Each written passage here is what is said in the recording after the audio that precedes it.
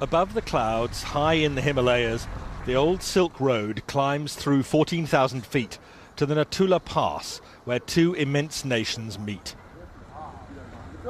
It's here that India comes face to face with China. 40 years ago, they fought a fierce frontier war. Now, finally, the border is reopening for trade. Symbol of epic change in both countries as they dash for growth and new riches. India and China together will shape much of this century for all of us. But who will be the winners and losers as they race each other to the top of the world? I'm setting off on a journey through China and India to watch the race unfold. First Shanghai, and the Chinese sprint from the very start. Welcome to Takeover Factory. The airport train pushes through 430 kilometers per hour, 270 miles per hour, for a mere 8-minute journey. Impressive, undoubtedly. Vitally needed, hardly. But this train is a political statement. Be amazed, be very amazed by China's rise. Once China decided it wanted the fastest train in the world, there didn't need to be any public discussion. This isn't a democracy. In a one-party state, what the government wants, the government gets. The train seems to shout to the world, "We're overtaking you all." Arriving in India is a very different story. This doesn't immediately look like a country on a dash for growth. A taxi in Mumbai, the country's commercial capital, gives me far too much time for a close-up view of slums and jams. Most of India's roads are hopelessly inadequate, part of a lousy infrastructure.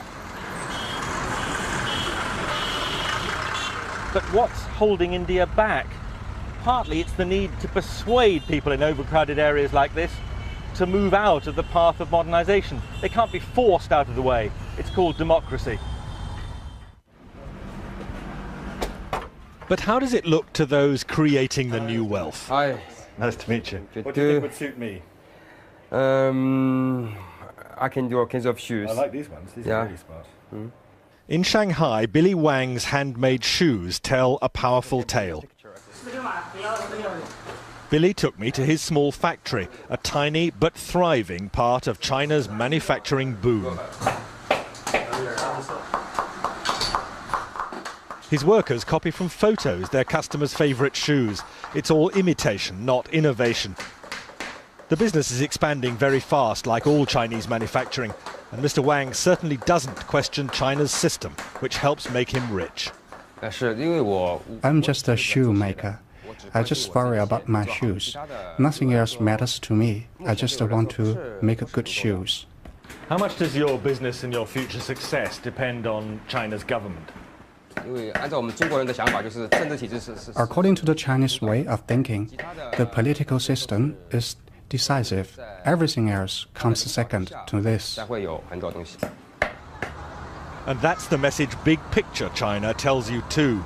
In the new Shanghai, with its soaring temples of capitalism, the fast track to wealth has been produced by a rigid political system, communist in name only now. Shanghai's international port is part of national success built on an unwritten deal. Business stays out of politics, especially when the political system delivers so much. The port director told me he's immensely proud of what's been achieved. This area is for refrigerated containers. Over there, those are for hazardous materials. Most of these are for normal dry goods. This whole port was built in 1990. Every year, we're growing by 25%.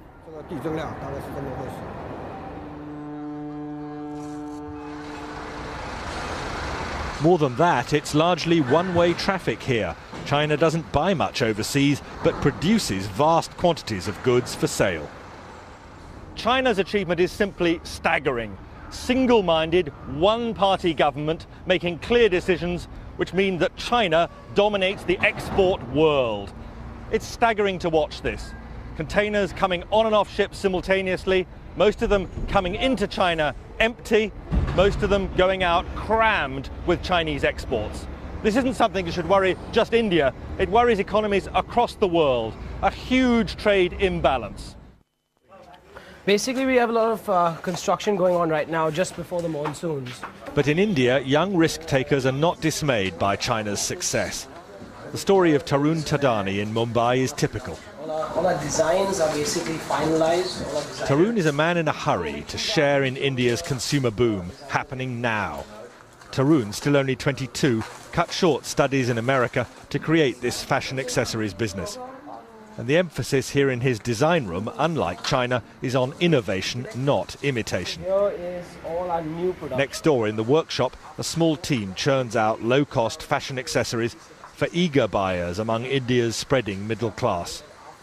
Tarun insists India's cheap labour, combined with superior design skills, make a winning formula. We never copy directly. We spend so much time, consistently trying to make new products, new designs, new things out there, finding new trends, just keep developing in new styles. So is this an exciting time to be doing business in India? It's an exciting time because you can see things happening, India is moving very fast, but it's like a boat. But if we can sail or we can even sink. I can't speak for the future, but I can definitely say it is definitely bright. It's a good path, and I think we are on the right track. And big picture India? Well, that stress on skills drives heavy industry too. Here at Mukand Steel, they can't compete with China's bulk bog standard production. Instead, they make only high-value specialist steels, meeting Europe's most exacting standards. I'll tell you, life does not get hotter than this. At the heart of a steelworks in India, midsummer, it's almost unbearable. But the Indians are justifiably proud of what they're doing here, not just competing with huge producers like China with a massive output of bulk commodity steel, but here making some of the world's finest high-grade steel, competing with anything that could be produced in other parts of the industrialized world. Most of this steel meets India's enormous demands, but also goes for export. This is an area of heavy industry where India sees opportunities for massive growth over the next 10 or 15 years, and where the Indians are convinced they have a huge edge over China. Outside, away from the intense heat, I hear some fighting talk from the marketing director. India can catch up and then overtake China. And I don't think China can sustain this kind of high growth rate here for next 3 to 5 years. Is India While India's growth rate for last year was 8.5% GDP, the current year has begun with 9.5% in first 2 months. And I think as we go along, we see acceleration of the growth rate as all the industry segments are growing simultaneously. So we expect at least to close up the gap between China and India in next 3 to 5 years. And that optimism, justified or not, fits with a confident mood in Mumbai, seaside city of property prices going sky high, where Tarun Tadani, the entrepreneur, is just one of thousands out to enjoy the good times. You can see more of India's potential strengths at the cinema too. Freedom for its people, freedom of expression, and in politics. Tarun thrives on ideas, and at the cinema he can choose between India's best Bollywood films and anything else from around the world. Could democracy prove a winner?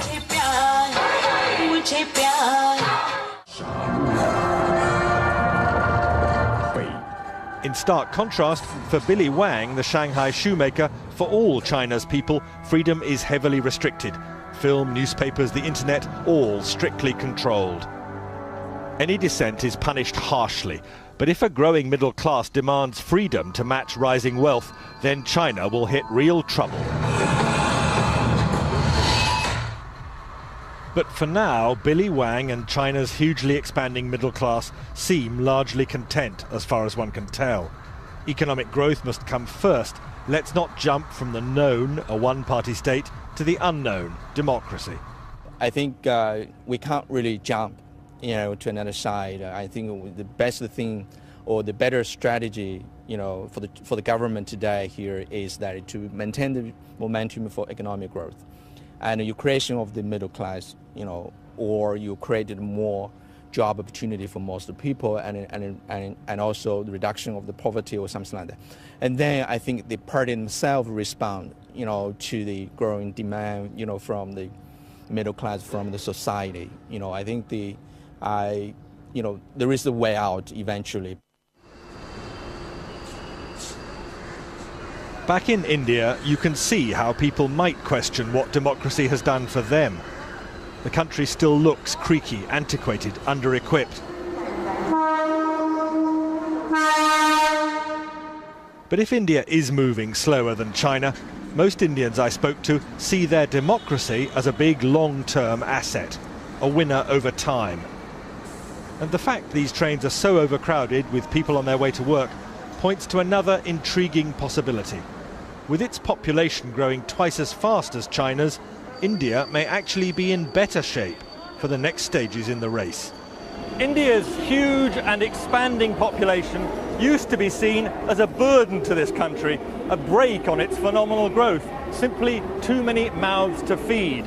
Not anymore. There's been a radical rethink. Instead, it's China which may have the problem with a stable but aging population. This vibrant young country is seen pulling huge numbers of people into an expanding working population, able to fuel phenomenal growth in the years to come. It's now being seen within India that when its population passes that of China, it may actually give it a winning edge in the race to the top of the world.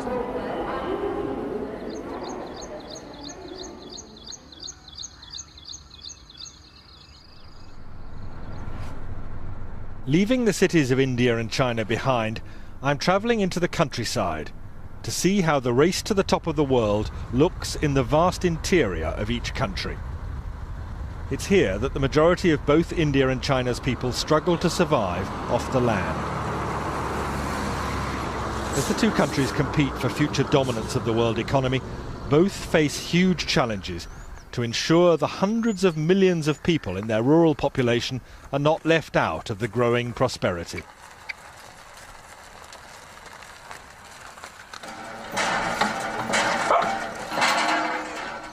For now, far too many people, especially in India, are trapped in relentless poverty which excludes them from the new wealth. Bhagyama is one of India's many farm widows. She and her daughter struggle to survive. This part of Andhra Pradesh, dogged by drought, offers very little to sustain farming communities. Bhagyama's husband followed an all too frequent path here. He drank pesticide to escape crop failure. He couldn't pay his debts. He didn't know what to do. That's why he killed himself. I'm so desperate. We may end up doing the same.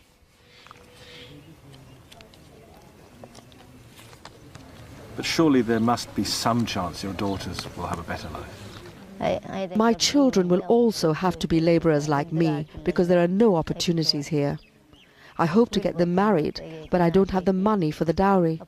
I can't afford it, and I have no support from my family.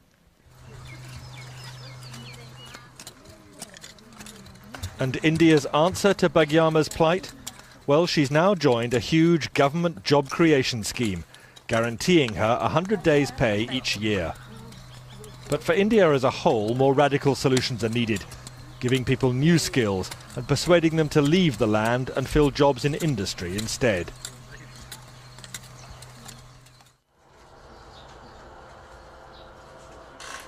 China has pursued that path with much greater vigour.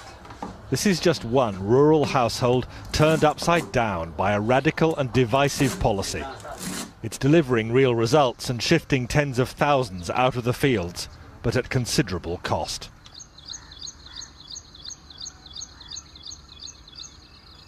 Tsai Jin-fu has only a few days left to work his land. The Chinese authorities are taking it to make way for a new factory.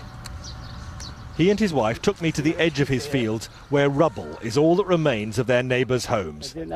This whole village is being destroyed, like so many others across China. But Mr. Tsai says he's willing to move with the compensation they've been offered. I will miss the land, of course. Without the land to farm, I will just have to give up farming and enjoy life. But other farmers are angry. This man saw us filming and came over to pour out his resentment, well aware public protest in China is risky. We're all unhappy, he told me. What's there to be happy about? They gave us a much smaller place and very little money. But nothing stops the demolitions. China's government is convinced industrialization must go ahead, even at the risk of rural revolt. You can actually watch as China's growing number of factories push deeper and deeper into the countryside. It can feel as if this country is one vast building site being torn down and rebuilt. This is just one of countless farm villages which has been razed to the ground. All the farmers and their families pushed, willingly or unwillingly, off the land to join the growing army of the urban working population. It's difficult to know how they feel about it. Very few speak out openly. But you get a very strong sense of the anger and resentment from the figures that, extraordinarily, the Chinese authorities themselves have published. Last year alone, they recorded some 87,000 incidents of protest, unrest, disturbance. That's more than 1,600 a week. So there's no question of the anger and bitterness that's been caused, but there's no question also of the fact that China's rural face has been changed forever. The time has come. Mr. and Mrs. Tsai and their grandson are about to move into their new government-provided home, now almost complete. The 19-year-old is excited by the transformation of China, the future possibilities opening up for him. Life for my father and the grandfather's generations can be described in just one word: hard. My generation are going to study and learn skills, then we can get easier jobs.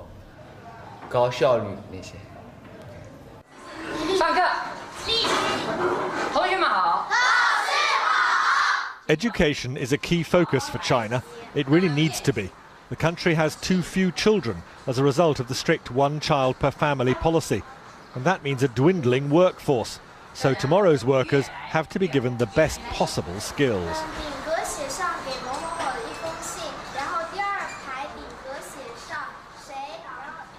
I can't pretend to be able to follow this lesson, but what I have learnt from both China and from India is that education is the key to their future greatness. Many of the children here from local villages are getting off to a flying start with better resources than in India. But for China to stay ahead, education still has to be improved at every level, from primary through secondary and beyond. Sing, louder, louder. And China is struggling against another handicap: the urgent need to learn English, today's global language. The method may seem bizarre, but it's hard not to admire the sense of a whole nation slogging to get to the top of the world.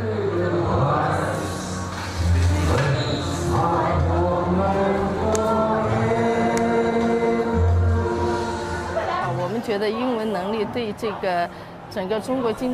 the moment, English plays an important part in China's economic prosperity. It is the basic tool for international communication. As we improve our English skills, China will be able to interact with the rest of the world even more.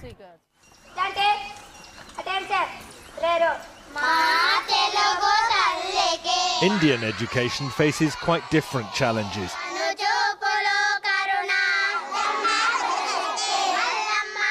The absolute priority in the villages here is fighting poverty.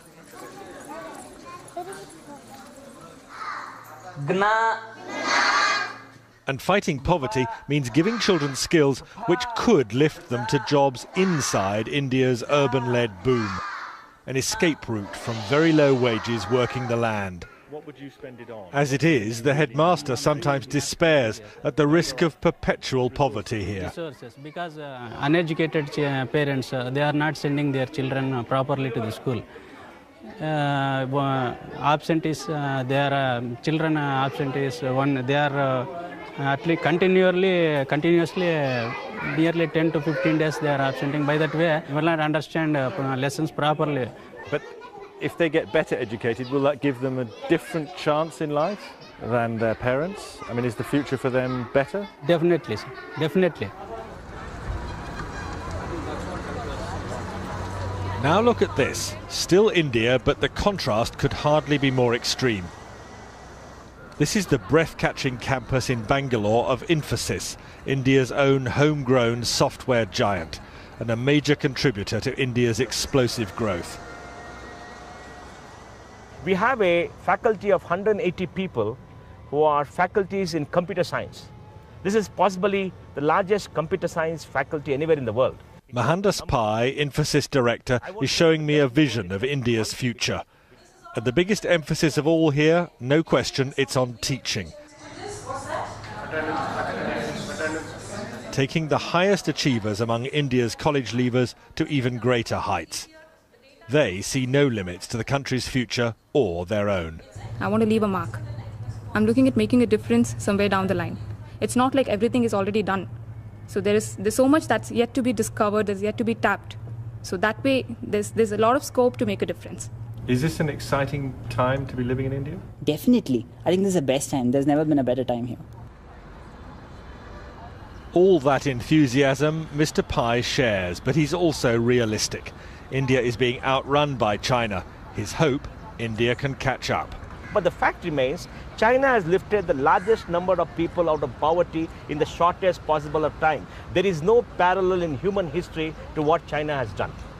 There will be no parallel in human history to what India has done. Because these two countries don't fit in with the notion of the rest of the world. They are 40% of the world. And if 40% of the world does well, the balance 60% will naturally do very well. So, for both India and China, in their race to the top of the world, the heights of achievement seem to beckon. And for me, at the end of this journey, there's no better place than the Natula Pass in the Himalayas, where the two countries meet to try to glimpse their future. With China and India face to face, we can look into the future, but we can't see it clearly. What we can be certain of is this, that both these great countries are building and building fast. The changes in their economies are going to change the lives of 1 billion people in India, more than 1 billion people in China. But far more profound than that, the world order is going to be transformed. We may see a time when the United States goes into at least partial eclipse. The giants of Asia are on the move and on the rise.